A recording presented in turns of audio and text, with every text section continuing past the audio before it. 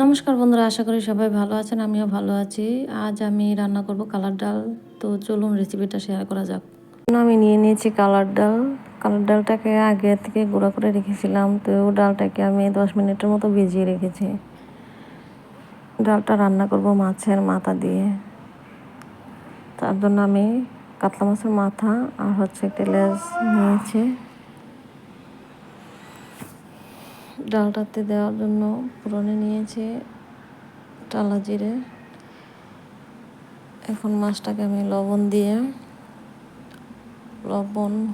হলুদ,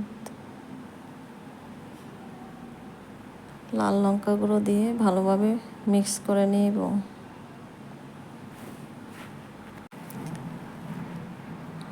ভালোভাবে মিক্স করে নিয়ে একটি কড়াইতে তেল দিয়ে আমি এখন এটাকে মাছের মাথা ভেজে নেব।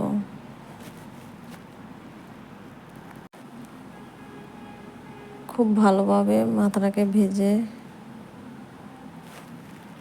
তুলে রাখবো। হয়ে গেছে মাছের মাথাটা, এখন এটাকে আমি তুলে নেব।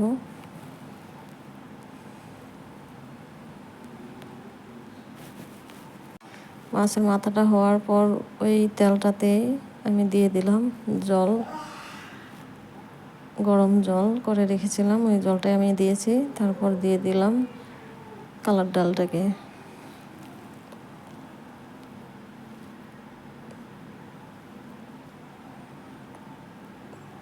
কালার ডালটা দেওয়ার পর ভালোভাবে নেড়ে চেড়ে নিতে হবে। ভালোভাবে না নাড়লে এটা নিচে থেকে লেগে যাবে। কালার ডাল একটু আঠালো ভাবের। তো ডালটা ফুটে এসেছে, এখন আমি দিয়ে দেব মাথাগুলো ভেজে রেখেছিলাম।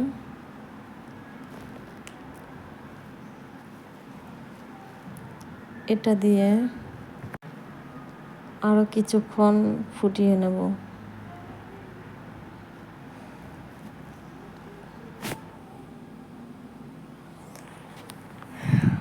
তো এখন হয়ে আসছে। এখানে আমি এটা হতে হতে এখানে আমি মশলা রেডি করে নেব। নিয়ে নিয়েছি জিরা গুঁড়া, হলুদ, লাল লঙ্কা গুঁড়া। এখন এটাকে আমি জল দিয়ে ভালোভাবে মিশ্রণ করে নেব।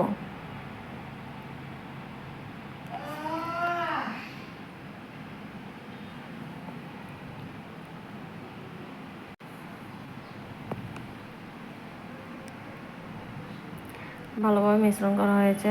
তো এখন আমি ডালটাকে বাগার দেওয়ার জন্য কড়াইতে দিয়ে দিচ্ছি তেলে দিয়ে দিলাম ফোড়নে শুকনো লঙ্কা, তেজপাতা, জিরে।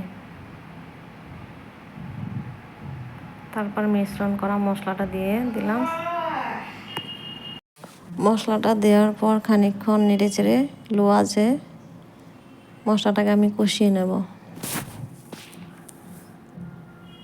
কষানো হলে এর মধ্যে আমি ডালটা দিয়ে দিব।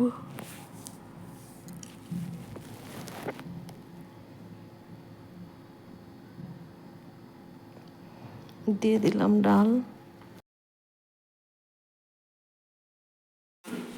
ডালটা দেওয়ার পর ডালে সামান্য পরিমাণ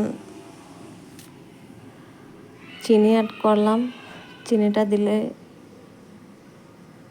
ডালের স্বাদটা বেড়ে যাবে, তার জন্য চিনিটা দেওয়া হলো।